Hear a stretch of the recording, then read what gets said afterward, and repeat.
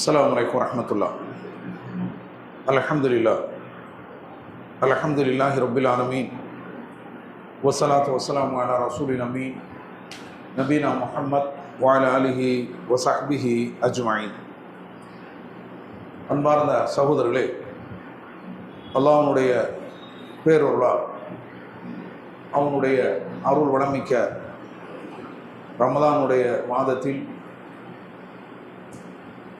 நாம் லுஹர் தொழுகையை முடித்துவிட்டு அமர்ந்திருக்கிறோம். எல்லாம் அல்ல அல்லாஹ் ஜல்ல ஷானஹு வ தஆலா நம் அனைவருக்கும் இந்த வகுப்பில் சொல்லப்படக்கூடிய செய்திகளை அறிந்து அதன்படி நடப்பதற்கு அருள் செய்வானாக.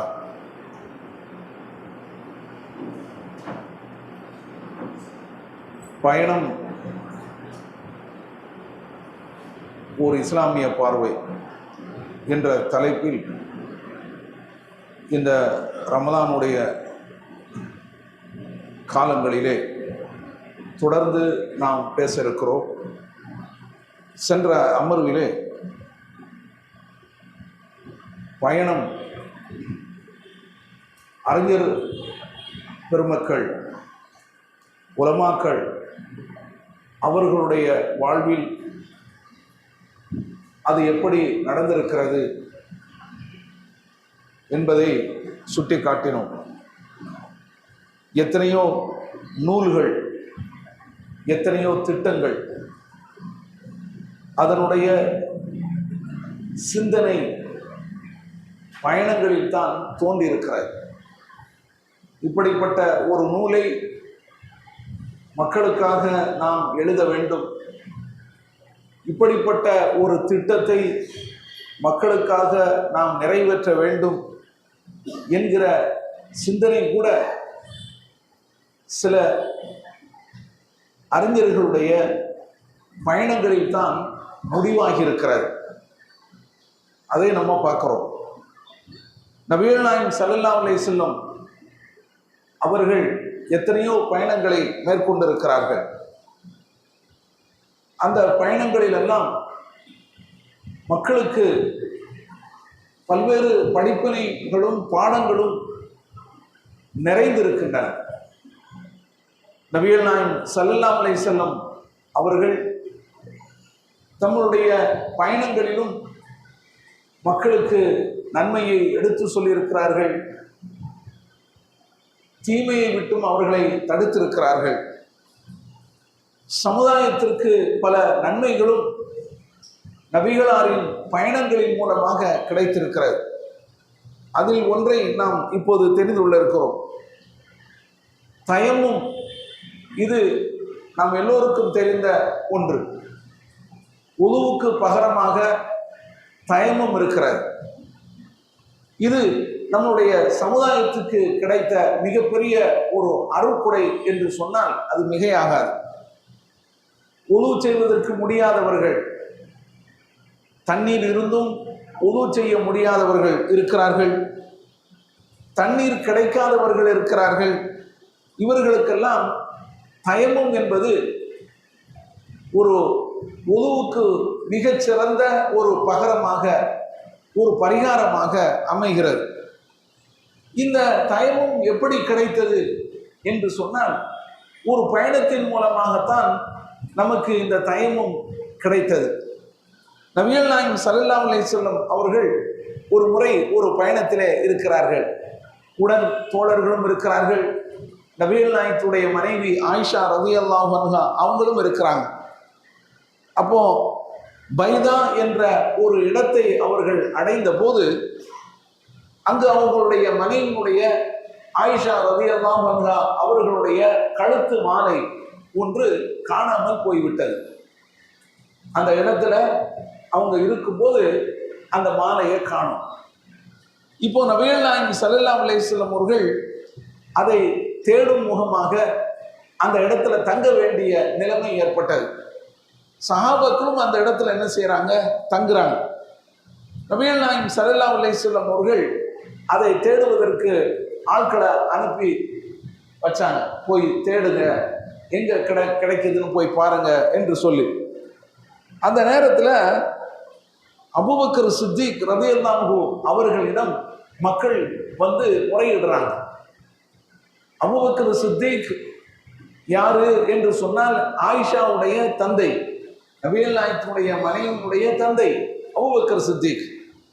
அப்போ இந்த ஆயிஷாவின் காரணமாகத்தானே இப்போ இங்கே தங்க வேண்டிய ஒரு நிலைமை ஏற்பட்டது, இப்படி வந்து ஒரு சூழ்நிலை ஆகிவிட்டது அப்படின்னு சொல்லி ஒரு புகாரை கொண்டு வந்து கொடுக்குறாங்க அபூபக்கர் சித்திக் இடத்துல. அவங்க சொல்றாங்க, பார்த்தீங்களா உங்களுடைய மகள் செய்த காரியத்தை பார்த்தீங்களா, நபிகள் நாயகம் ஸல்லல்லாஹு அலைஹி வஸல்லம் அவர்களையும் அவர்களோடு சேர்த்து இந்த மக்களையும் இந்த இடத்துல தங்க வச்சுட்டாங்களே, இப்போ வந்து தண்ணீர் இல்லாத ஒரு சூழ்நிலை இருக்கிறத, மக்களிடமும் தண்ணீர் கிடையாத என்று அவங்க சொல்றாங்க. உடனே அபூபக்கர் சித்திக் ரலியல்லாஹு அவர்கள், என்னடா இந்த மாதிரி ஒரு சூழ்நிலை வந்துருச்ச, இவங்க வந்து பேணிக்கையாக அந்த பொருளை பாதுகாத்திருக்க வேண்டாமா, இப்படி ஒரு இக்கட்டான நிலையில கொண்டு வந்து நிறுத்திட்டாங்களே நம்ம பிள்ளை அப்படின்னு சொல்லி, சரி அவங்கள போய் என்னன்னு கேட்போம் என்று சொல்லி போறாங்க. போனா அங்க நபிகள் நாயகம் ஸல்லல்லாஹு அலைஹி வஸல்லம் அவர்கள் அவங்களுடைய மடியில உறங்கி கொண்டிருக்கிறாங்க, ஆயிஷாவுடைய மடியில உறங்கி கொண்டிருக்கிறாங்க. உள்ளே நுழைந்து அவங்க பேச ஆரம்பிச்சுட்டாங்க. நபிகள் நாயகம் ஸல்லல்லாஹு அலைஹி வஸல்லம் அவர்களையும் மக்களையும் நீ இந்த இடத்துல தங்க வச்சுட்டிய, இப்படி ஒரு சூழ்நிலையை நீ ஏற்படுத்திட்டிய, இங்க தண்ணீரும் கிடையாது, மக்கள் யாரிடமும் தண்ணீர் கிடையாது, இப்போ உதவு செய்வதற்கு என்ன செய்ய முடியும், தொழுகையினுடைய நேரம் வந்தால் எப்படி நாம் உதவு செய்ய முடியும் அப்படின்னு அவங்க என்ன செய்யறாங்க கேட்குறாங்க. இன்னும் என்னென்ன அல்லாஹ் நாடி இருக்கிறானோ அதையெல்லாம் அவங்க சொல்ல ஆரம்பிச்சிட்டாங்க. அது மட்டும் இல்லாமல் அவங்கள ஒரு கையால் ஒரு குத்திட்டாங்க, இடுப்புல ஒரு குத்திட்டாங்க. யாரு? அவங்க அபூபக்கர் சித்திக் ரலியல்லாஹு அவர்கள். அது மிகப்பெரிய ஒரு வலியை எனக்கு ஏற்படுத்தியது.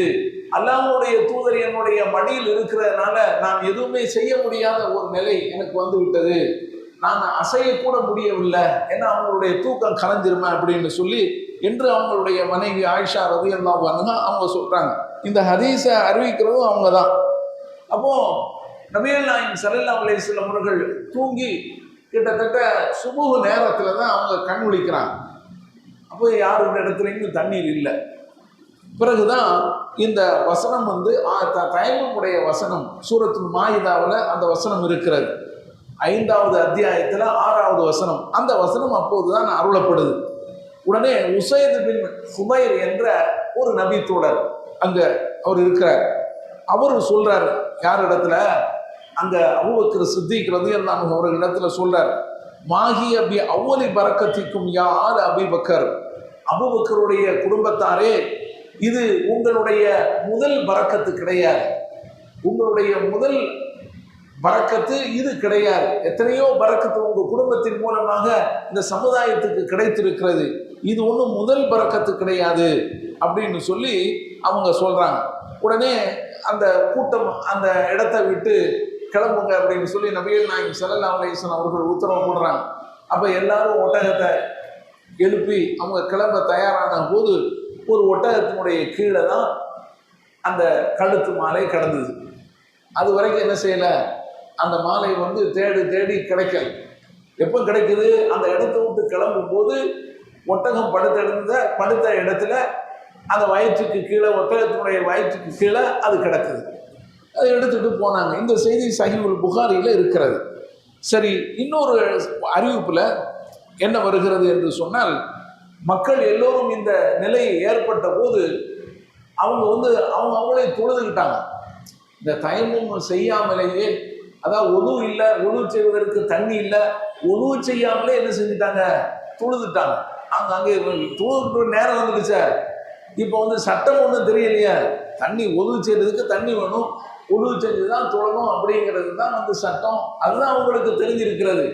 இப்போ தண்ணீர் இல்லை, இந்த இடத்துலையும் தண்ணீர் கிடையாது, யார் இடத்துலையும் தண்ணீர் இல்லை, இப்போ தொழுகையினுடைய நேரம் வந்துடுச்சு, என்ன செய்வது அப்படின்னு சொல்லி ஒரு சிலர் என்ன செஞ்சாங்க, ஒது செய்யாமலேயே தொழுதுட்டாங்க.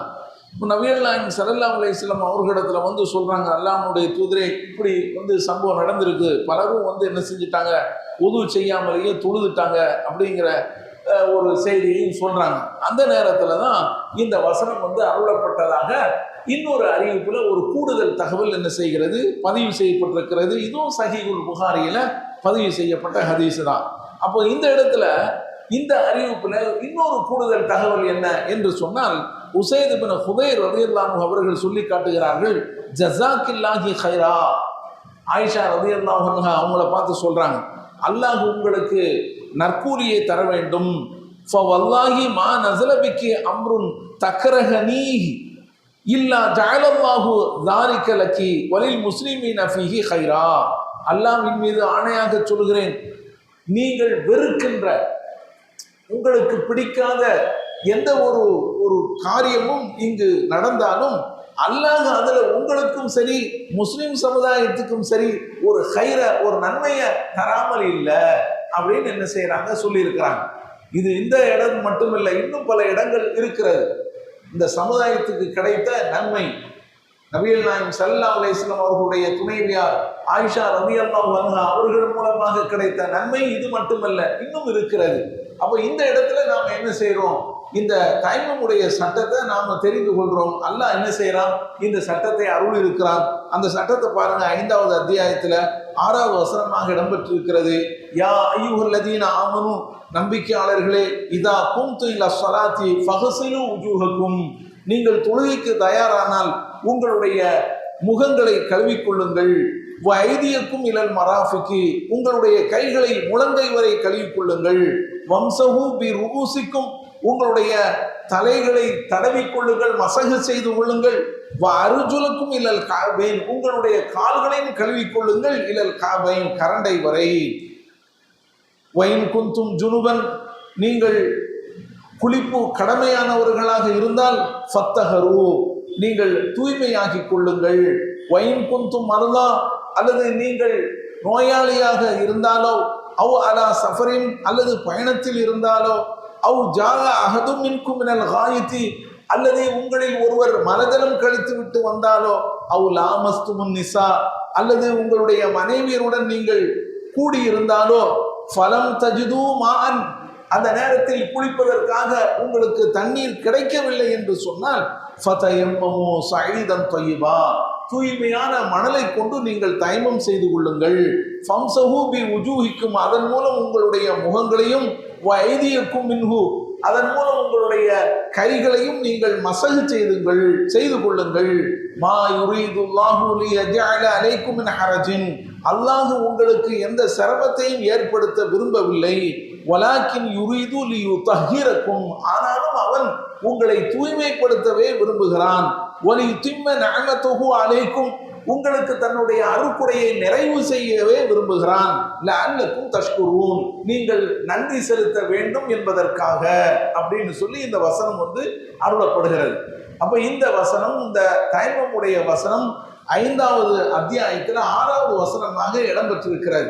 அப்போ இந்த ஒரு செய்தி, இந்த ஒரு தயமம், இது சமுதாயத்துக்கு கிடைத்திருக்கக்கூடிய மிகப்பெரிய ஒரு அருள்கொடை.